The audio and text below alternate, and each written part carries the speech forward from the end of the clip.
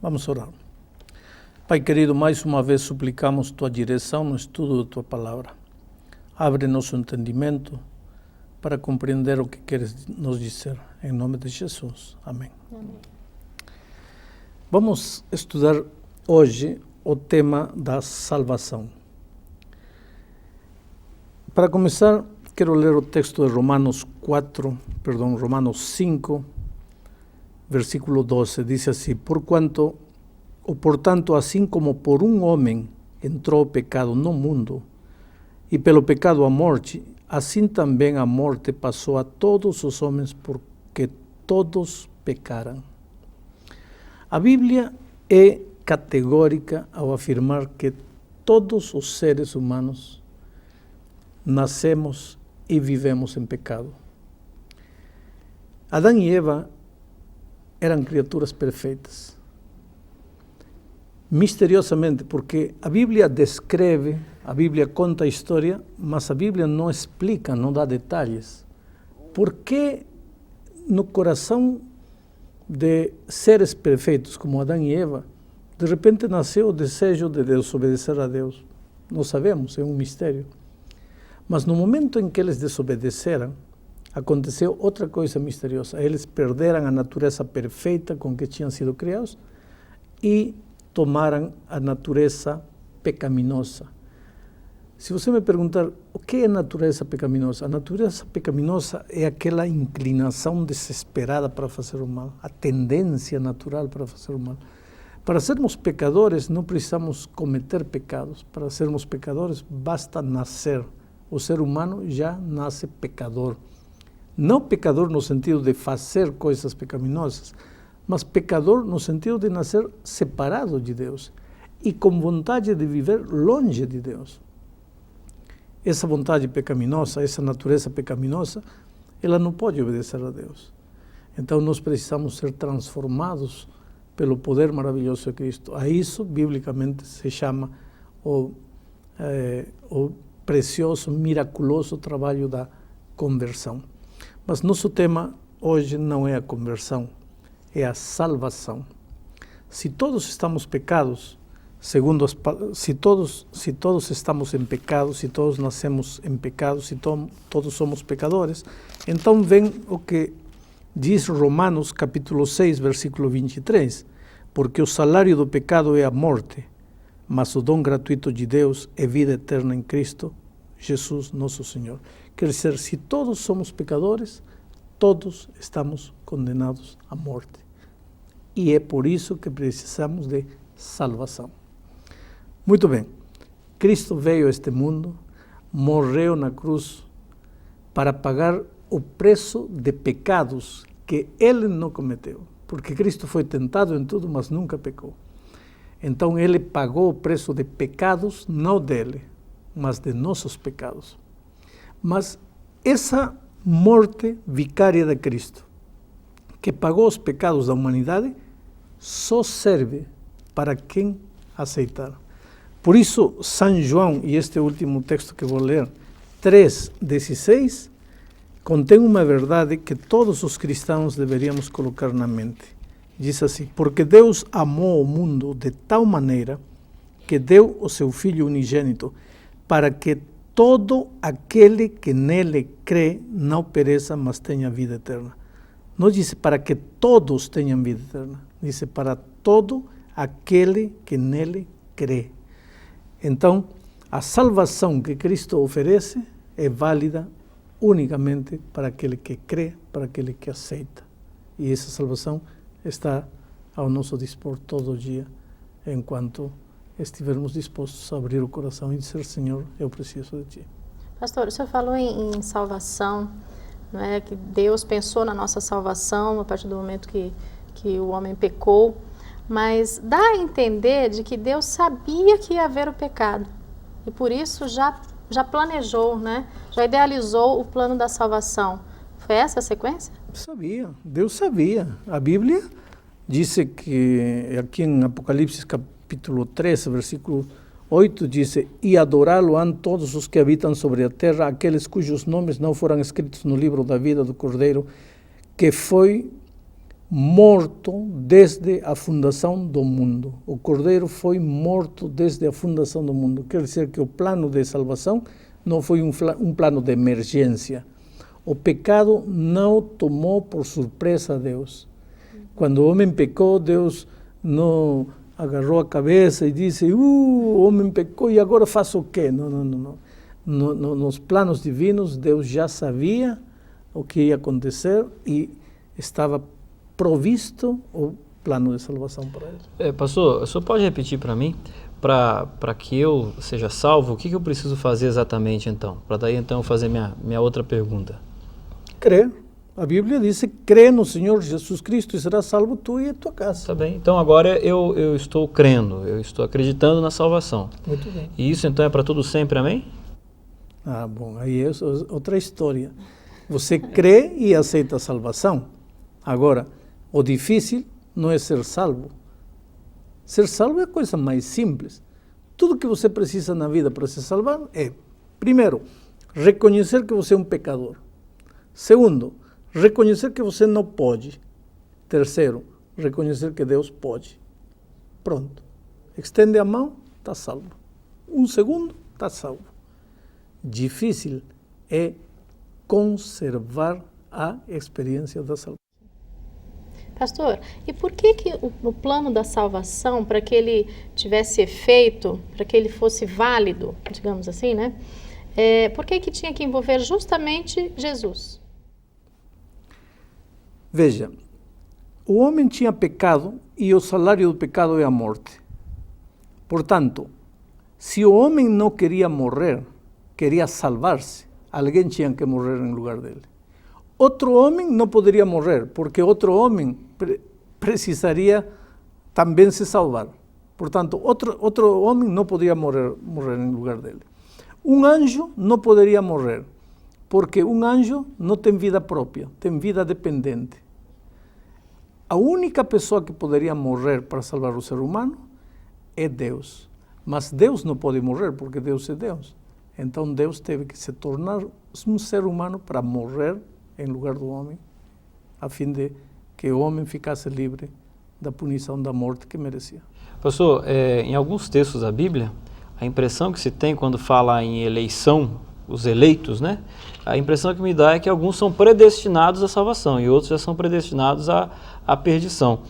Como é que eu vou saber? Bom, se existe a predestinação à salvação, primeira pergunta, como é que eu vou saber se eu sou predestinado à salvação ou à perdição? Aqui em Romanos, capítulo 8, versículos 29 e 30, está essa expressão predestinação, veja.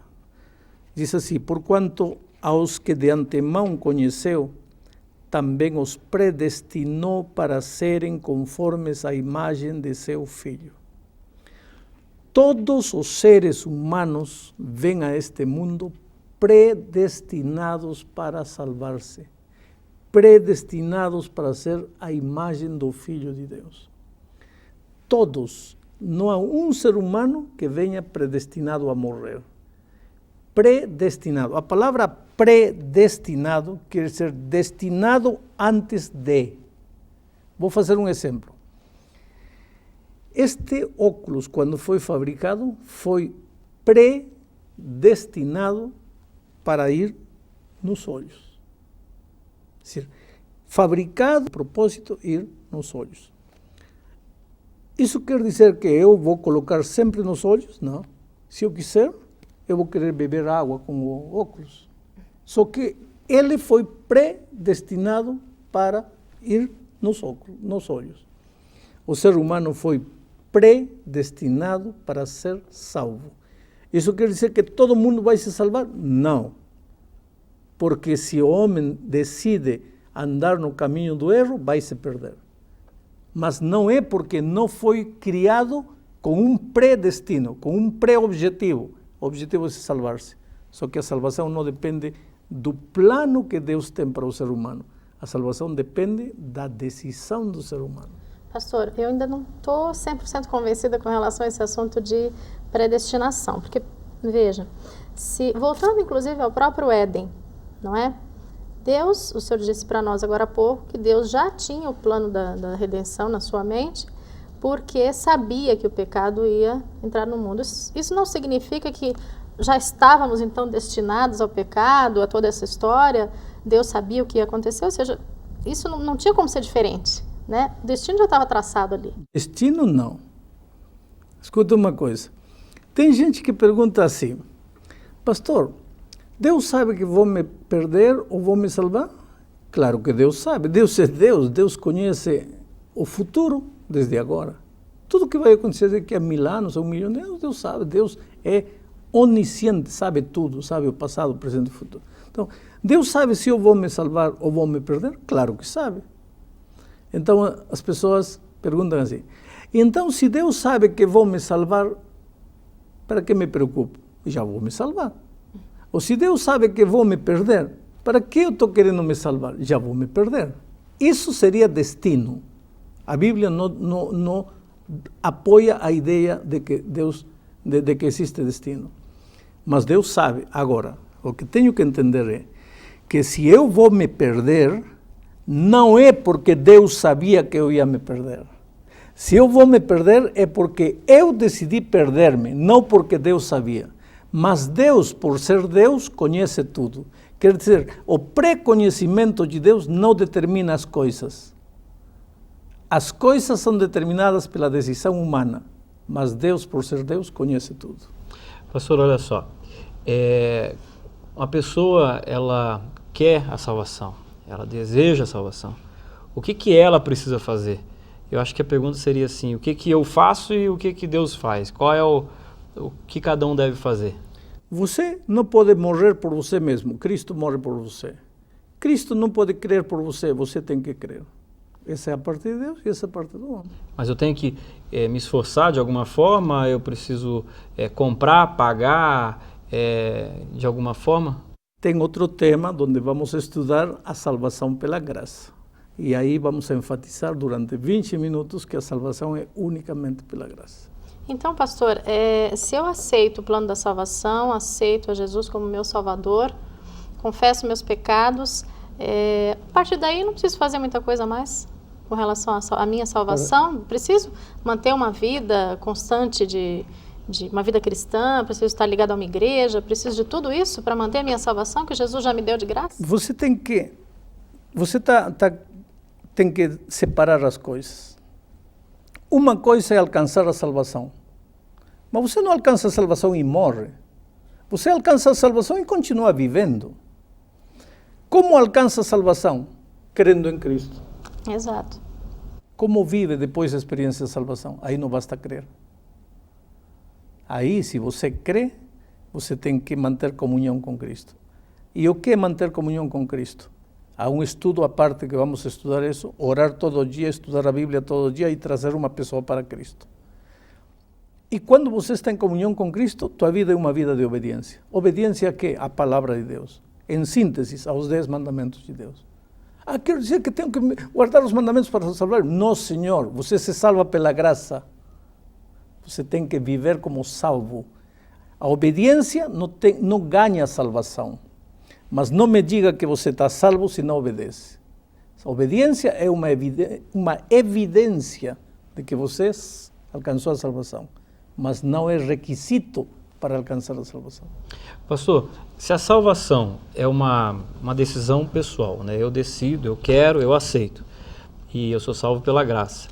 É uma coisa individual. O senhor acredita nessa história de oração intercessória? Ou seja, eu orar em favor de uma outra pessoa para que essa pessoa possa ser salva. E alguns, inclusive, têm aí também a ideia de eu orar por alguém que já morreu. Existe essa possibilidade? Você está entrando em 2 terrenos completamente diferentes. Orar por quem morreu, essa é outra história que vamos estudar quando estudemos o que acontece com os que morrem. Vamos a falar agora de orar em favor de uma pessoa. Vamos dizer que Márcia não quer saber nada de Deus, não quer saber nada de Cristo, não quer saber nada de salvar-se. Mas você gosta dela e quer que ela se salve. E agora você ora e ora e ora a Deus. Então vem a pergunta que você está querendo fazer. Vale a pena orar por ela quando ela não quer saber nada de salvar-se? Vale a pena. Mas por quê? Por o seguinte: se você não orar por ela, e o Espírito Santo trabalhar no coração dela para ela se salvar, o diabo, que é astuto, vai dizer a Deus, espera Deus, por que está trabalhando com a Márcia, se a Márcia não quer nada? Não diz que você respeita a liberdade, por que não está respeitando a liberdade dela? Ela não quer se salvar, por que teu Espírito está incomodando ela? Acaso ela pediu? Ela não pediu, por que está atormentando ela? Então, quando você ora em favor dela, e o diabo vai onde Deus e diz, por que está trabalhando com a Márcia se a Márcia não pediu? Você está lhe dando um argumento a Deus, porque Deus diz assim, tudo bem, a Márcia não pediu, mas o Elmar pediu. Eu não estou respondendo à oração da Márcia, porque a Márcia não pediu nada. Estou respondendo à oração do Elmar, porque eu respondo todas as orações. Quer dizer, quando você ora em favor de outra pessoa, está dando a Deus um argumento para ele continuar fazendo o seu trabalho de tocar o coração das pessoas. Pastor, mais uma pergunta. Deus criou todo o universo, né? Nós já estudamos sobre isso. E o universo é imenso, milhares e milhares de planetas e galáxias, enfim. E a Terra fica tão pequenininha, né? Num universo tão grande como esse, fica um grão de areia na praia, né? Por que Deus, com tanta coisa já perfeita na sua mão, por que Ele se interessou tanto por um grão de areia, a ponto de planejar, né, idealizar um plano como esse, sacrificar o seu próprio filho? Só tem uma explicação, e é o amor. Porque Deus é Deus. Deus disse que até quando um fio de teu cabelo cai, Ele sabe. Quando um passarinho morre, Ele sabe. Ele conhece o nome de cada estrela, e há infinidade de estrelas nos céus. Ele sabe o número de grãozinhos de areia que existem no mar e no deserto. Ele sabe tudo. Ora, se Deus conhece cabelo, pena de passarinho, grão de areia, como não vai saber quem é Márcia, quem é Elmar, ou quem é Alejandro? Ele sabe, ele se interessa pela gente, ele ama a gente. O problema é que a gente às vezes duvida do amor de Deus, porque a gente vive num mundo onde se ama o bonito, se ama o brilhante, se ama o inteligente. Você vai dar a coroa de ouro, a medalha de ouro para o primeiro, nunca para o último. Mas com Deus não é assim. Deus ama o ser humano. Se você é feio, se você é bonito, se você é rico, se você é pobre, se você é bom, se você é mau, Deus te ama. Se há uma coisa que o ser humano nunca poderá fazer, é fazer que Deus deixe de amá-lo, porque Deus vai amá-lo sempre, em todas as circunstâncias. Existe alguma coisa, pastor, que eu possa fazer contra Deus ao ponto dele falar assim, esse aqui eu não quero salvar de forma nenhuma? Nada. Você pode fazer o que quiser contra Deus. Deus nunca vai deixar de amá-lo. E se um dia você se perder, não será porque Deus se cansou, não será porque Deus deixou de amá-lo. Se um dia você se perder, será porque você quis se perder. De tanto você dizer não, não, não, chega a um ponto de não retorno, um ponto em que você começa a andar para lá. E aí se acabou a história de você. Não porque Deus não queira te salvar, senão porque você fechou-se completamente. E o sangue de Jesus na cruz, ele é o suficiente para salvar toda uma humanidade? A todos os seres humanos, mas só vale para quem crê. Isso que diz São João 3,6. Deus amou ao mundo de tal modo que deu seu Filho unigênito para que todo aquele que crê. Eu não teria colocado, se eu fosse escritor da Bíblia, para que todo aquele que crê, senão para unicamente aqueles que creem. Unicamente aqueles que creem. Mas a palavra de Deus é mais abrangente, é todos os que creem, sem exceção, sem diferença. E vamos terminar o estudo querendo te dizer uma coisa. Veja, a tua vida pode ser, neste momento, a pior das vidas. Você pode estar no fundo do poço. Você pode sentir-se um pecador que não tem perdão. Desde o ponto de vista humano, talvez não haja perdão para você. Mas se não houvesse esperança para você, Jesus não teria deixado tudo, não teria vindo à cruz a morrer. Ele morreu porque te ama, e a morte de Cristo quer dizer que é esperança para você. Embora nesta terra você ache que não vale para ninguém, para Jesus você vale muito. Portanto, levante-se, acredite no amor de Cristo e comece uma nova vida. Que Deus te abençoe.